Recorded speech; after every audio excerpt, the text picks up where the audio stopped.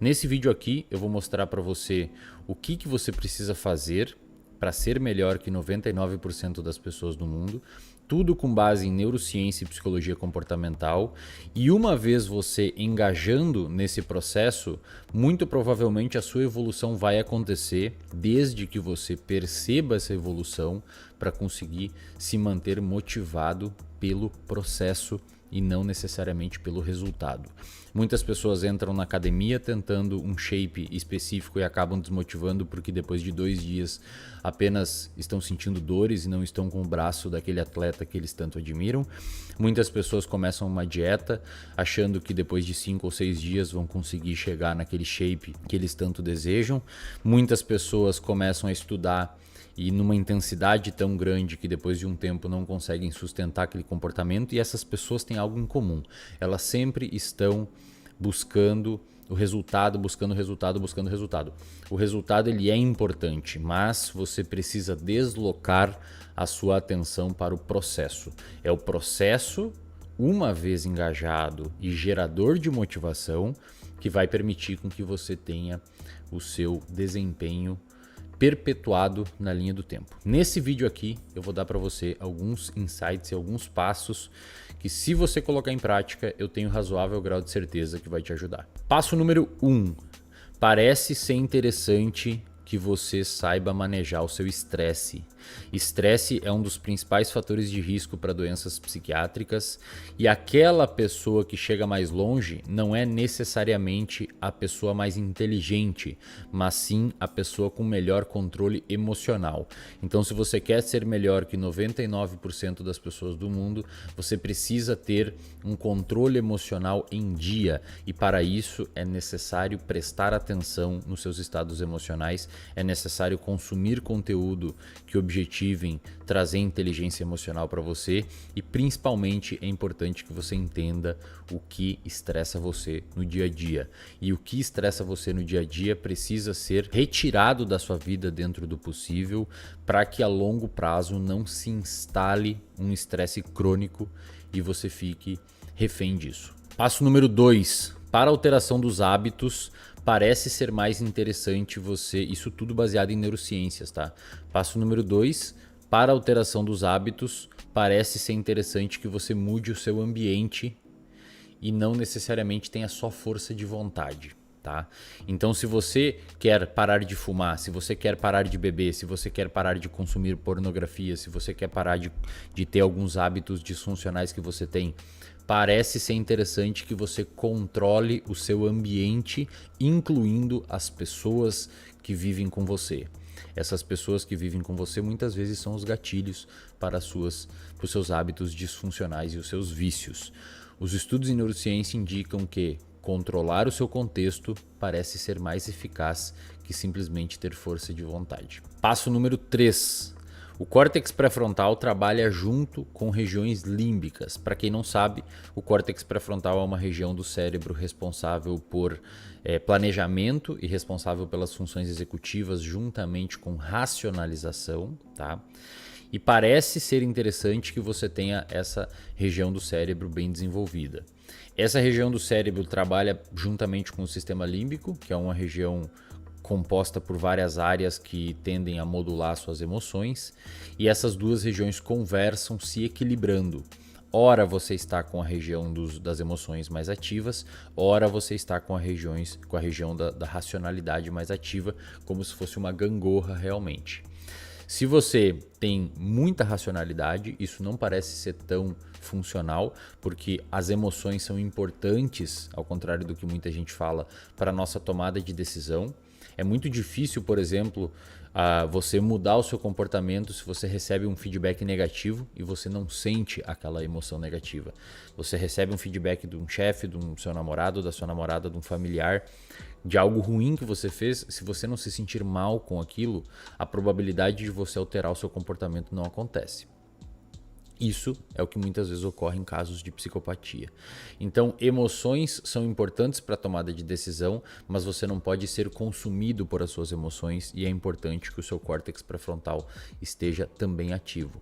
Para fazer isso, um excelente ponto de partida é ter um diário das emoções. Um diário das emoções vai permitir com que você tenha mais inteligência emocional, visto que você está categorizando as suas emoções ao longo do seu dia. Então pegue aí, se você quiser tentar isso, e crie um diário, onde no final do dia você sempre escreve como foi o seu dia e no que aquilo impactou na sua saúde emocional. Passo número 4, o seu cérebro é plástico. Tá? O que significa isso? Ele muda conforme você se expõe a experiências.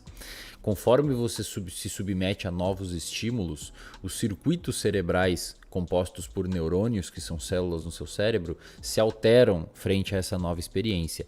É por isso que quando você usa droga, por exemplo, o fato de você ter usado droga pode alterar os seus circuitos de recompensa, fazendo você ter vontade de usar novamente aquela droga. O mesmo acontece para qualquer outro comportamento. Se você vai à academia, dependendo da sua experiência naquele ambiente da academia, pode ser que você tenha uma propensão a voltar ou a não voltar lá. Então, a consequência que o nosso comportamento gera, presta atenção nessa frase, a consequência que o nosso comportamento gera tende a determinar a probabilidade daquele comportamento acontecer novamente. Coloca isso em frase aqui no vídeo, editor. A consequência do seu comportamento aumenta ou reduz a probabilidade daquele comportamento acontecer novamente. Exemplo, você colocou o dedo na tomada e tomou um choque. Você não vai colocar o dedo na tomada de novo. Né? Você saiu com uma pessoa e essa pessoa te machucou um monte ou alguma coisa assim, a probabilidade de você não sair de novo é enorme, caso você não tenha, claro, os benefícios que aquela pessoa trouxe para você em outro momento. Então, você ter noção de que o seu cérebro é plástico permite com que você consiga ter um melhor afunilamento do seu comportamento para a direção que você quer. Então, é interessante que, frente a uma nova experiência, aquela experiência seja prazerosa para você, reforçadora para você, para que você continue perpetuando aquele comportamento. Passo número 5. Nós não evoluímos para sermos altruístas ou egoístas. Nós evoluímos para responder ao contexto que a gente está inserido. Alguns ambientes específicos podem despertar o seu lado ruim. Então tome muito cuidado com os contextos e os ambientes, incluindo as pessoas que você convive, porque essas pessoas podem despertar comportamentos que você tem que você não muitas vezes curte. Muitas vezes as pessoas, por viver num ambiente ruim, por viver com pessoas que te levam para um caminho ruim, acabam tendo comportamentos igualmente ruins, já que é o ambiente que modula o nosso comportamento e nós somos a média das pessoas que a gente mais convive. Aí a pessoa começa a se achar ruim, ela começa a se autoavaliar como uma pessoa ruim, ela começa a se autocriticar como uma pessoa ruim, quando na verdade a pessoa apenas está no ambiente errado. Então cuide do seu ambiente e, dentro do possível, viva em ambientes mais adaptativos, incluindo pessoas. Passo número 6. A sua produtividade reduzirá drasticamente se você não dormir bem. Se você não dormir bem, muito provavelmente você ficará menos produtivo, mais impulsivo e mais propenso a ter comportamentos que você não gosta. Tá? As razões disso são inúmeras, mas a principal delas é que o seu cérebro fica sujo, quimicamente falando, quando você não dorme bem. O que é um sono bom? Basicamente de 7 a 9 horas. Para um adulto e um jovem adulto. Para crianças muda um pouquinho, mas para um adulto e jovem adulto, basicamente de 7 a 9 horas, tendo uma boa qualidade, isto é, sem acordar demais durante a noite. Cuide do seu sono, priorize o seu sono, porque ao contrário do que muitas pessoas falam na internet, dormir não é perder tempo. Dormir é investir na qualidade do funcionamento do seu cérebro. É como se você permitisse o motor esfriar um pouco e no outro dia funcionar novamente. Se você não dorme, você acaba tendo uma incapacidade de alcançar o potencial máximo desse motor que a gente chama de cérebro. Passo número 7. Exercício físico não faz bem só para o corpo. Ele também faz bem para o cérebro, que é parte do corpo. diversas pesquisas e é praticamente um consenso dentro dos estudos em psicologia e neurociência que o exercício físico de qualquer modalidade, mas os mais estudados são os aeróbicos, mas de qualquer modalidade, ajudam demais no seu controle emocional, na sua autoestima e na sopa química responsável por gerar as emoções em você. Então, se você não tem uma prática regular de atividade física, sugiro fortemente que você priorize isso nas próximas semanas, anos e meses. Passo número 8. Dinheiro é importante. Quem diz que dinheiro não é importante está viajando na maionese. No entanto, até um determinado período, tá? Até uma determinada quantidade. O número para quando o dinheiro para de dar prazer para as pessoas, ele ainda é confuso na literatura, a gente não tem uma clareza muito grande nos estudos, mas o que a gente sabe hoje é que o fenômeno que mais prediz, presta atenção aqui em mim agora, presta atenção em mim, o fenômeno que mais prediz felicidade na vida de uma pessoa, isto é, um comportamento que você tem hoje que mais garante que você será feliz no futuro, é ter bons relacionamentos. Não são vários relacionamentos, são bons relacionamentos. Ter bons relacionamentos prediz felicidade na idade avançada, na velhice e na idade adulta.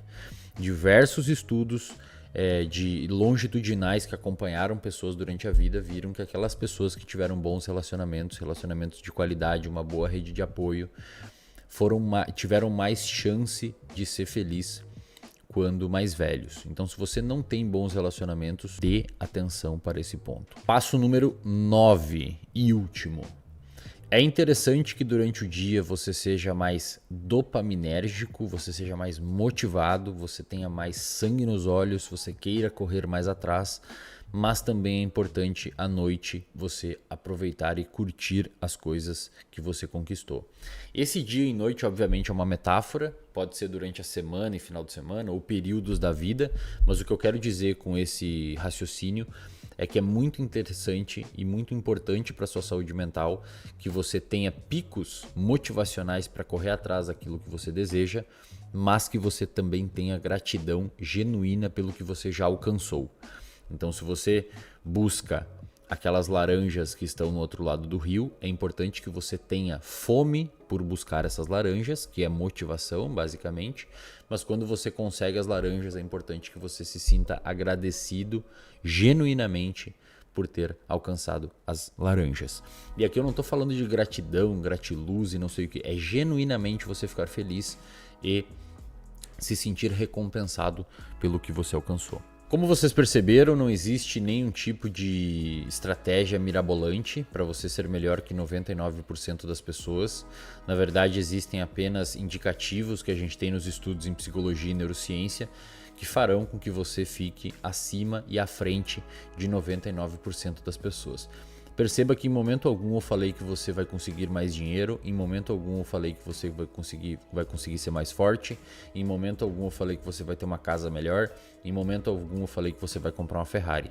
Eu apenas estou falando que ser melhor que 99% das pessoas do mundo é simplesmente ter saúde mental para você desempenhar as tarefas que trazem sentido à sua vida. Vocês ficam buscando coisas sem sentido e a vida fica vazia, mesmo muitas vezes com dinheiro. Então, se você quer ser melhor que 99% das pessoas do mundo, basta você entender que a satisfação está nas coisas simples.